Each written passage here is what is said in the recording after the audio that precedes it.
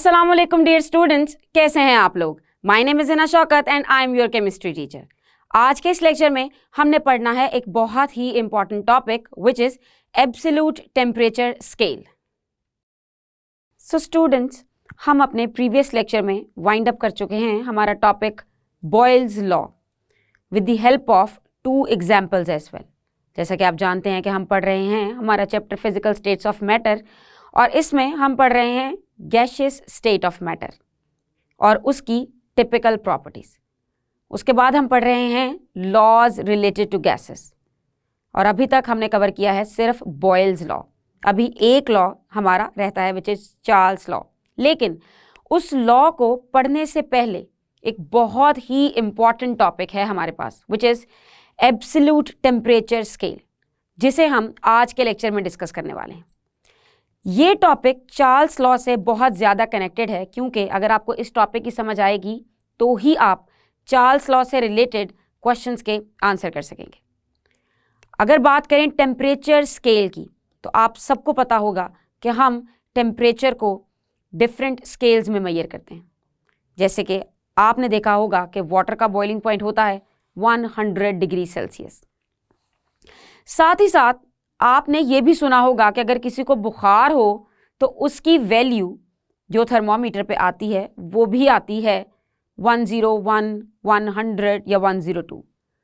क्या आपने कभी इमेजिन किया है कि अगर हम बात कर रहे हैं वाटर की बॉइलिंग की तो वो हो रही है 100 डिग्री सेल्सियस पे, और अगर हम बात कर रहे हैं हमारे बॉडी के टेम्परेचर हाई होने की, उसको भी हम 100 डिग्री कह रहे हैं। तो क्या हमारी बॉडी या हमारी स्किन वो बॉयल हो रही है? क्या वो वाकई इतनी गर्म है जितनी 100 डिग्री सेल्सियस पे पानी गर्म होता है? यकीनन नहीं, इन दोनों में बहुत फ़र्क है। वो फ़र्क इसलिए है कि जब हम वाटर का बॉइलिंग पॉइंट देखते हैं तो उसको हम मेजर करते हैं डिग्री सेल्सियस में। जी हाँ, हम लिखते हैं 100 डिग्री का साइन बनाते हैं और साथ लिखते हैं capital C which is for Celsius. लेकिन जब हम बुखार की मेजरमेंट करते हैं तो बुखार की मेजरमेंट इससे मुख्तलिफ है। उसका यूनिट डिग्री सेल्सियस नहीं है, उसका यूनिट है फ़ारेनहाइट। यानी कि अगर आप कह रहे हैं कि आपको 101 फीवर है तो आप कहेंगे 101 डिग्री फ़ारेनहाइट फीवर है। 101 डिग्री सेल्सियस फीवर नहीं हो सकता, क्योंकि 101 का मतलब है कि वाटर के बॉइलिंग पॉइंट से भी अबव, यानी कि बहुत ज़्यादा हाई। इस पे तो हमारी बॉडी ही एग्जिस्ट नहीं करेगी। ये तो थे 2 स्केल, सेल्सियस और फ़ारेनहाइट, जो आप अपनी डेली रूटीन में भी यूज़ करते हैं। अब आपने इन स्केल्स में एक और चीज़ देखी होगी, यहाँ पे हम टेम्परेचर को माइनस में भी मेजर कर सकते हैं, यानी कि टेम्परेचर की वैल्यू नेगेटिव भी हो सकती है। जैसे कि आप कह सकते हैं कि आजकल मई का जो मौसम है हो सकता है वो -10 हो, या फिर अगर K2 का टेम्परेचर है तो वो हो सकता है कि -20, -30 हो। यानी कि हम टेम्परेचर की वैल्यू माइनस में भी मेजर करते हैं और प्लस में भी मेजर करते हैं। यहाँ मैं आपको बताती चलूँ कि जो डिवाइस हम टेम्परेचर को मेजर करने के लिए इस्तेमाल करते हैं, that device is called as thermometer.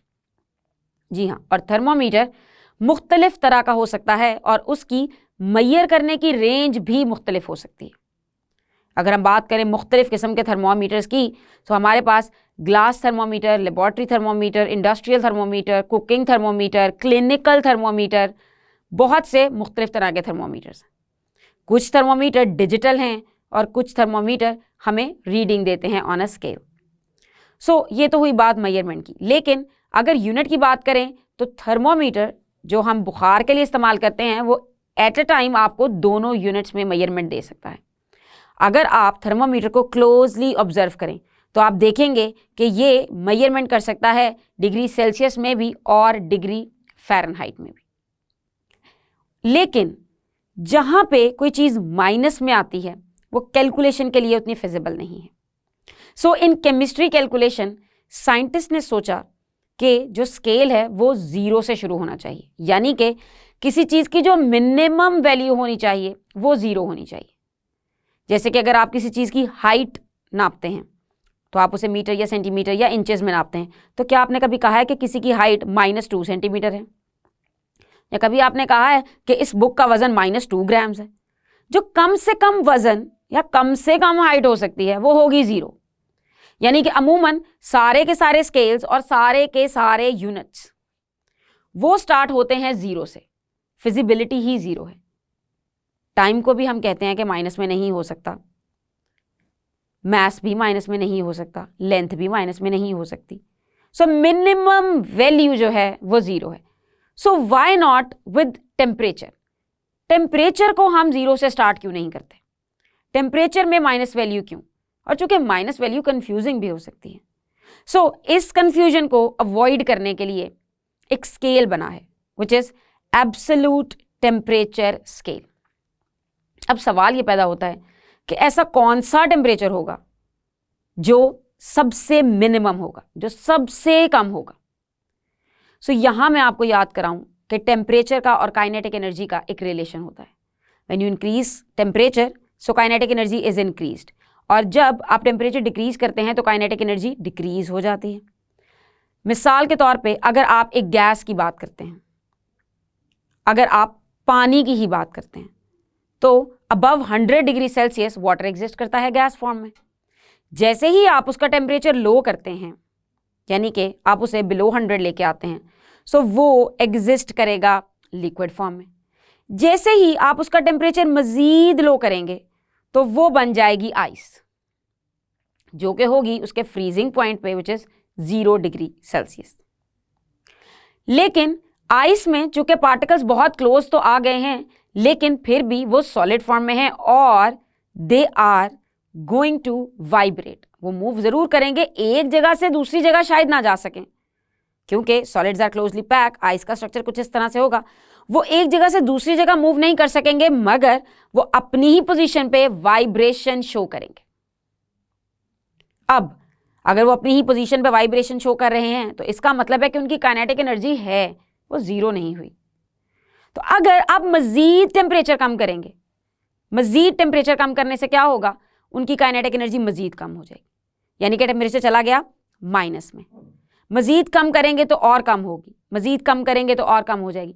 सो जैसे जैसे आप टेम्परेचर लो करते जाएंगे उनकी काइनेटिक एनर्जी कम होती जाएगी, और एक टाइम आएगा कि आप सपोज करेंगे कि अब पार्टिकल्स की कोई काइनेटिक एनर्जी नहीं है, तो उस टेम्परेचर को आप कह सकते हैं कि ये मिनिमम टेम्परेचर है जो कि अचीव किया जा सकता है, और उसको हम कहते हैं एब्सोल्यूट टेम्परेचर।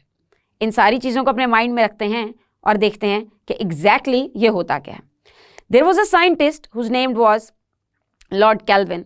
ही इंट्रोड्यूस्ड एब्सोल्यूट टेम्परेचर स्केल, और इसका एक और नाम है Kelvin scale which is on the name of the scientist. The scale of temperature starts from 0 K।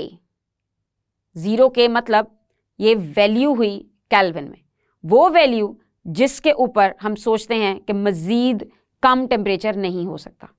और अगर इस वैल्यू को आप डिग्री सेल्सियस में देखें तो वो होगा -273.15 डिग्री सेल्सियस, और इसको राउंड ऑफ करके हम करते हैं -273। यानी कि अगर आप डिग्री सेल्सियस में मेजर करते हैं टेम्परेचर -273 डिग्री सेल्सियस, तो वो होगा इक्वल टू 0 केल्विन। और इसको -273 डिग्री सेल्सियस या फिर 0 केल्विन को हम कहेंगे एब्सोल्यूट 0, यानी मिनिमम टेम्परेचर जो अर्थ पे हो सकता है या इस यूनिवर्स में हो सकता है। Now it is a temperature at which an ideal gas would have a 0 volume. हम जानते हैं कि जैसे जैसे हम गैसेस का टेम्परेचर लो करते हैं उनका वॉल्यूम कम होता जाता है, कम होता जाता है, कम होता जाता है। सो ये वो टेम्परेचर है जिससे मजीद टेम्परेचर हम कम नहीं कर सकते। तो एक आइडियल गैस जो कि एग्जिस्ट नहीं करती, ये एक आइडियल बिहेवियर है गैस का कि आइडियली इतने कम टेम्परेचर पे उसका वॉल्यूम 0 हो जाना चाहिए। Now as both scales they range in equal degree, उनकी डिग्री की रेंज इक्वल है, therefore when 0 kelvin is equal to -273 degree Celsius, then 273 kelvin is equal to 0 degree Celsius. आप देख सकते हैं इस टेम्परेचर स्केल के अंदर आपको नजर आ रहा है एक साइड पे सेल्सियस स्केल और एक साइड पे केल्विन स्केल। अगर सेल्सियस स्केल में 0 डिग्री सेल्सियस है तो उसके साइड एडजेसेंट लाइन अगर आप चेक करें तो -273 केल्विन है। इसी तरह -100 डिग्री सेल्सियस का मतलब 173 केल्विन, -200 डिग्री सेल्सियस का मतलब 73 केल्विन, और -273 डिग्री सेल्सियस का मतलब 0 केल्विन। अब ये तो बहुत ही आसान बात हुई, लेकिन आपको ये याद कैसे रहेगा कि -200 डिग्री सेल्सियस होता है 73 केल्विन। सो इसका भी बहुत ही अच्छा सोल्यूशन है, वो ये है कि आप लर्न कर लें दो फॉर्मूलाज। जी हाँ, हम inter conversion from the unit degree Celsius to the kelvin कर सकते हैं with the help of these two formulas. अगर आपको फाइंड करना है temperature in kelvin and you are given value in degree Celsius, तो क्या करेंगे आप, kelvin would be equal to degree Celsius, यानी कि डूबी टेम्परेचर की वैल्यू गिवन है आपको डिग्री सेल्सियस में, plus 273, and vice versa exactly opposite. अगर डिग्री सेल्सियस में कैलकुलेट करना है तो जो भी टेम्परेचर आपको केल्विन में गिवन है, जस्ट सब्ट्रैक्ट -273 फ्रॉम दैट, यानी कि इक्वेशन आएगी degree Celsius is equal to K minus 273। और याद रहे, चार्ल्स लॉ में हमेशा जब भी हम टेम्परेचर स्टडी करेंगे तो वो हमेशा केल्विन स्केल के अकॉर्डिंग ही होगा, और अगर क्वेश्चन में डिग्री सेल्सियस में गिवन आता है तो हमने उसको कन्वर्ट कर लेना है केल्विन में। अब इन दो फॉर्मूलाज की एप्लीकेशन और कैसे इन दो फॉर्मूलाज को यूज करके हम यूनिट कन्वर्जन कर सकते हैं, इसको बेहतर तरीके से समझने के लिए हम सॉल्व करते हैं हमारा numerical number 2 from the exercise, जिसमें कुछ क्वेश्चंस हैं रिलेटेड टू यूनिट कन्वर्जन, जिससे सारी कंफ्यूजन दूर हो जाएगी। उस न्यूमेरिकल को सॉल्व करने के लिए चलते हैं व्हाइट बोर्ड की तरफ। स्टूडेंट्स, जैसा कि हमने अभी पढ़ा है एब्सोल्यूट टेम्परेचर स्केल, और उसमें हमने देखा है कि एब्सोल्यूट टेम्परेचर स्केल होता है केल्विन स्केल, और इसके अलावा भी टेम्परेचर के यूनिट्स होते हैं। सबसे बड़ी कन्फ्यूजन ये होती है कि इन न्यूमेरिकल्स, स्पेशली जो कि चार्ल्स लॉ के न्यूमेरिकल्स हैं, उसमें आपको हमेशा डिग्री सेल्सियस से टेम्परेचर कन्वर्ट करना होता है केल्विन्स में। उस चीज़ को अपने माइंड में रखते हुए हम पहले ही अपनी कन्वर्जन्स को स्ट्रॉन्ग कर लेते हैं, ताकि बाद में न्यूमेरिकल्स करते वक्त हमें कोई प्रॉब्लम ना हो। यहाँ मैंने लिया है numerical number 2 which is from your exercise. This is from your exercise of this chapter, and this numerical is convert the following units, और स्पेसिफिकली इसमें यूनिट कन्वर्जन है between degree Celsius and kelvin, यानी कि kelvin से Celsius में कैसे करते हैं और सेल्सियस से केल्विन में कैसे करते हैं। I have already written these two formulas and we have discussed these two formulas in our lecture as well, that if you need to find temperature in Kelvin and you have in degree Celsius, so what you have to do is you are going to add 273 in the value which is given in degree Celsius. Or exactly opposite, if you have your value in Kelvin and you need to figure it out for degree Celsius, so what you have to do is you will subtract 273 from the Kelvin value. अभी इसको देखते हैं कि ये दोनों formulas किस किस situation में अप्लाई करने हैं। Look at the a part. 750 degree Celsius to kelvin, यानी कि डिग्री सेल्सियस से कन्वर्ट करना है केल्विन में, यानी कि हमें फॉर्मूला यूज करना होगा जो कि केल्विन के लिए है, क्योंकि हमें अपना आंसर केल्विन के लिए चाहिए। यहाँ फॉर्मूला होगा फर्स्ट वाला यूज। और फर्स्ट वाला फॉर्मूला क्यों यूज होगा? क्योंकि इसी फॉर्मूले में हम पुट करेंगे value which is given in degree Celsius, और उससे हमारा आंसर आ जाएगा। सबसे पहले लिख लें हमारा फॉर्मूला। मैं फॉर्मूला को थोड़ा शॉर्ट करके लिख रही हूँ because T stands for temperature, और यहाँ तक आपको इतना तो समझ आ ही गया है कि केल्विन भी है यूनिट टेम्परेचर का और डिग्री सेल्सियस भी है यूनिट टेम्परेचर का। मैं लिख सकती हूँ कि kelvin is equal to degree Celsius plus 273। आपने देखा है कि मैंने फॉर्मूला बहुत ध्यान से लिखा है, क्योंकि फॉर्मूला ही बेसिक चीज है जिससे आपका आंसर करेक्ट आने वाला है। जरा सी भी फॉर्मूला में गलती प्लस या माइनस की या फिर किसी भी डिजिट की आपके पूरे क्वेश्चन को गलत कर सकती है। और आपने इन क्वेश्चंस को सिर्फ इसी पॉइंट ऑफ व्यू से नहीं समझना कि ये यूनिट कन्वर्जन है, आपने इसको इस पॉइंट ऑफ व्यू से समझना है कि जब भी आपको चार्ल्स लॉ के न्यूमेरिकल्स आएंगे, और वो हो सकता है लॉन्ग क्वेश्चन में आए, तो उसके एक स्टेप में आपको ये करना ही होता है मोस्ट ऑफ द टाइम। तो अगर आप ये स्टेप गलत करेंगे तो आप पूरा लॉन्ग क्वेश्चन भी गलत कर सकते हैं। इस चीज को ध्यान से समझिए। अब हमने करना क्या है, we have to just fill in our values, we have to put our values. Value है हमारे पास 750। अब 750 है वैल्यू डिग्री सेल्सियस की, तो अब इसमें सिंपली ऐड करेंगे 273, दैट्स इट। और जब इन दोनों को ऐड करेंगे तो हमारे पास आंसर आएगा 1023 केल्विन। और याद रहे केल्विन के साथ डिग्री का साइन नहीं आएगा, केल्विन के साथ कोई डिग्री नहीं आती और इसको हम डिग्री केल्विन भी नहीं पढ़ते, इट्स जस्ट केल्विन। ये इसका नाम रखा गया है on the name of a scientist जिसका नाम था मेल्विन केल्विन। सो साइंटिस्ट का नाम है तो डिग्री साइंटिस्ट का नाम नहीं हो सकता, इट्स ओनली केल्विन। चलते हैं नेक्स्ट क्वेश्चन की तरफ। Same, the thing which is given is in degree Celsius और हमें कन्वर्ट करना है इसको इन केल्विन। सो केल्विन में कन्वर्ट करना है यानी कि हमें फॉर्मूला यूज करना होगा केल्विन वाला, which is the first one. यानी कि किसी भी चीज की वैल्यू केल्विन में लेने के लिए हमें डिग्री सेल्सियस में गिवन वैल्यू को ऐड करना है in 273 and if we will add 150 into 273 so हमारा आंसर आने वाला है 423 केल्विन। सो ये है हमारा टेम्परेचर इन केल्विन और ये था हमारा टेम्परेचर इन केल्विन। हम टेम्परेचर को भी ब्रैकेट में लिख सकते हैं, केल्विन को भी ब्रैकेट में लिख सकते हैं। अब चलते हैं थर्ड क्वेश्चन की तरफ, थर्ड पार्ट की तरफ, which is convert 100 kelvins into degree Celsius. यानी कि हमें रिक्वायर्ड है हमारा answer in degree Celsius. So देख के पता चल गया होगा कि कौन सा फॉर्मूला यूज होगा, डिग्री सेल्सियस वाला फॉर्मूला। जी हाँ, so degree Celsius would be equal to kelvin minus 273, क्योंकि हम जानते हैं कि minus 273 degree Celsius is equal to 0 kelvin, उसी से डिराइव हुआ है ये फॉर्मूला। सो अब करेंगे अपनी values put over here. Kelvin की जगह आएगा 100 और माइनस 273। अब जब इन दोनों को माइनस करेंगे तो आंसर आएगा 173 डिग्री सेल्सियस। लेकिन क्या यहाँ पे कोई गलती है?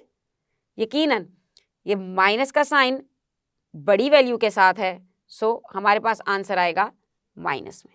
जी हाँ, so this is temperature in degree Celsius.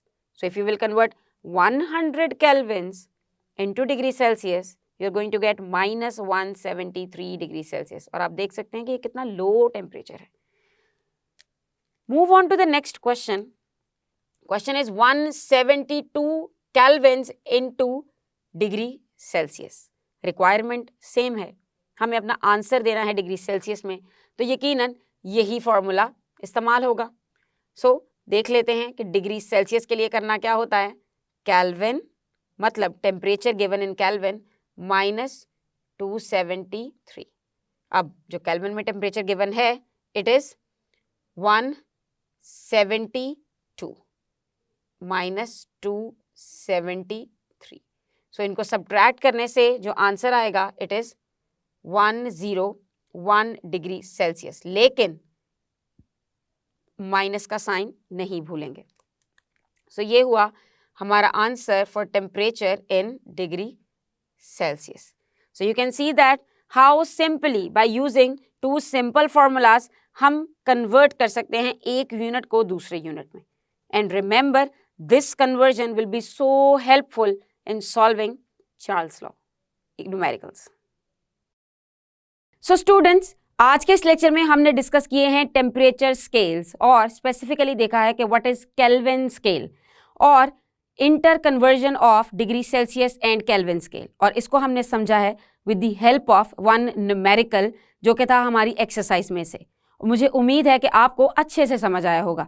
हम अपने आने वाले लेक्चर्स में चार्ल्स लॉ स्टार्ट करने वाले हैं। तब तक के लिए अपना ख्याल रखिएगा। अल्लाह हाफिज़।